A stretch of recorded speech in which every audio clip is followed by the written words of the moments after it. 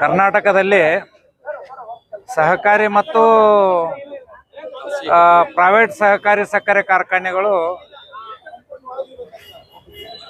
ರೈತರ ಸುಮಾರು 4-5 ತಿಂಗಳಿಂದ ಕಬ್ಬಿನ ಬಾಕಿಯನ್ನ ಕೊಟ್ಟಿಲ್ಲ ಅಂತಕ್ಕಂಥ ಹಿನ್ನೆಲೆಯಲ್ಲಿ ರಾಜ್ಯದ ಅನೇಕ ರೈತ ಸಂಘಟನೆಗಳು, ರೈತ ಹೋರಾಟಗಾರರು ಆಯಾ ಭಾಗದ ಆಯಾ ತಾಲೂಕಿನ ಅವರು ಬೇಕಾದಂಥ ಆ ಕಾರ್ಖಾನೆಗಳ ಕಬ್ಬು ಕಳಿಸ್ತಕ್ಕಂಥ ಕಬ್ಬಿನ ರೈತರು ಅನೇಕ ಬಾರಿ ಸಕ್ಕರೆ ಕಾರ್ಖಾನೆಗಳಿಗೆ ಹೋಗಿ ಅನೇಕ ಬಾರಿ ವಿನಂತಿ ಮಾಡ್ಕೊಂಡ್ರು ಕಳೆದ 6 ತಿಂಗಳಿಂದ ಇಲ್ಲಿವರೆಗೆ ರೈತರ ಬಿಲ್ಲನ್ನು ಬಾಕಿಯನ್ನು ಹಾಕಲಿಲ್ಲ.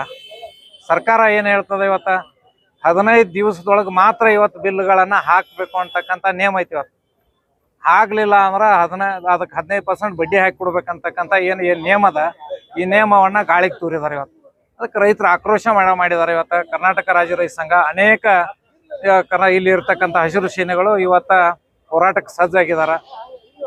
ಮೊನ್ನೆನೂ ಕೂಡ ಕಳೆದ 15ನೇ ತಾರೀಕು ಸಂಕೇಶ್ವರ ಸಹಕಾರಿ ಸಕ್ಕರೆಗೆ ಕೂಡ ಹೋಗಿ ಅಲ್ಲಿ ಭಾಗದ ರೈತರು ವಿನಂತಿಯನ್ನು ಮಾಡ್ಕೊಂಡ್ ಬಂದಿದ್ರು, ನೀವು ದಯಮಾಡಿ ಹಾಕ್ರಿ ಅಂತ ಹೇಳಿ. ಅವರು ಶನಿವಾರ ದಿವಸ ಹಾಕ್ತೀವಿ ಅಂತ ಹೇಳಿ ಇವತ್ತಿನ ಕೂಡ ಹಾಕ್ಲಿಲ್ಲ. ಆ ಎಲ್ಲ ಹಿನ್ನೆಲೆಯಲ್ಲಿ ಇಡೀ ಅನೇಕ 7-8 ಫ್ಯಾಕ್ಟ್ರಿ ನಮ್ಮ ಬೆಳಗಾಂ ಜಿಲ್ಲೆಯನ್ನ 7 ಫ್ಯಾಕ್ಟ್ರಿಗಳು ಇವತ್ತು ಉಳಿದಾವ. ಕರ್ನಾಟಕದೊಳಗೆ ಸುಮಾರು 600 ಕೋಟಿ ರೂಪಾಯಿ ಬಾಕಿ ಉಳಿದೈತೆ. 604 ಕೋಟಿ ರೂಪಾಯಿ ಕರ್ನಾಟಕ ತುಂಬಾ ಬಾಕಿ ಉಳಿದೈತೆ ಅಂತಕ್ಕಂಥ ಮಾಹಿತಿ ಈಗ ಶುಗರ್ ಫೆಡರೇಷನ್ ನಮ್ಗೆ ಸಿಕ್ಕದೆ. ಇವತ್ತು ಶುಗರ್ ಡೈರೆಕ್ಟರ್ ಆಫೀಸ್ನಿಂದ ಅದನ್ನು ಕೊಡುವವರೆಗೆ ಇವತ್ತು ಶಾಂತ ರೀತಿಯಿಂದ ನಮ್ಮ ಈ ಭಾಗದ ರೈತರು ಇಡೀ ರಾಜ್ಯದ ಎಲ್ಲ ಸಕ್ಕರೆ ಕಾರ್ಖಾನೆಗಳು ಹಣ ಸಂದಾಯ ಮಾಡ್ಬೇಕಂತಕ್ಕಂಥ ಒತ್ತಾಯವನ್ನು ಮಾಡ್ಕೊಂಡು ಬೆಳಗಾವಿ DC ಕಚೇರಿ ಎದುರಿಗೆ ಇವತ್ತು ಧರಣಿ ಮಾಡ್ಬೇಕಂತೇಳಿ ಆಲೋಚನೆ ಮಾಡ್ಕೊಂಡೇವಿ. DC ಅವರು ಕೂಡ ಇಲ್ಲಿ ಬಂದು ನಮಗೆ ವಿನಂತಿ ಮಾಡ್ಕೊಂಡಿದ್ದಾರೆ.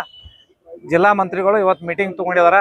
ಅಲ್ಲಿವರೆಗೆ ನಾ ಎಲ್ಲ MDಗಳನ್ನ ಕರೆಸಿದನ, ಅವ್ರ ಜೊತೆಗೆ ಚರ್ಚೆ ಮಾಡಿ 1 ಗಂಟೆ ನಂತರ ನಿಮ್ಮ ಜೊತೆಗೆ ಬಂದು ನಾ ಚರ್ಚೆ ಮಾಡ್ತೀನಿ, ಆಮೇಲೆ ಮಾತಾಡೋಣ. ಅವ್ರಿಗೊಂದು ಮಾತನ್ನು ಹೇಳಿದೀವಿ, ಎಲ್ಲಿವರೆಗೆ ರೈತರು ಹಣ ಸಂದಾಯ ಆಗಂಗಿಲ್ಲ ನಾವು ಇಲ್ಲಿ ಕೂಡ್ತೀವಿ, ಅಲ್ಲಿ ಹಣ ಸಂದಾಯ ಆಗೋ ತನಕ ನಾವು ಹೇಳಂಗಿಲ್ಲ ಅಂತಕ್ಕಂಥ ಮಾತನ್ನ ಕೂಡ ನಮ್ಮ ರೈತ ಸಂಘಟನೆ ಅನೇಕ ಪ್ರಮುಖರು, ಹಿರಿಯರು ಎಲ್ಲರೂ ಕೂಡ್ಕೊಂಡು ಇವತ್ತು DC ಅವ್ರ ಜೊತೆಗೆ ಮಾತಾಡಿದಾರೆ. ಮುಂದೆ ಏನಾಗ್ತದ ಅನ್ನೋದು ಕಾದು ನೋಡ್ಬೇಕಷ್ಟೇ. ಸರಿ ಸರ್.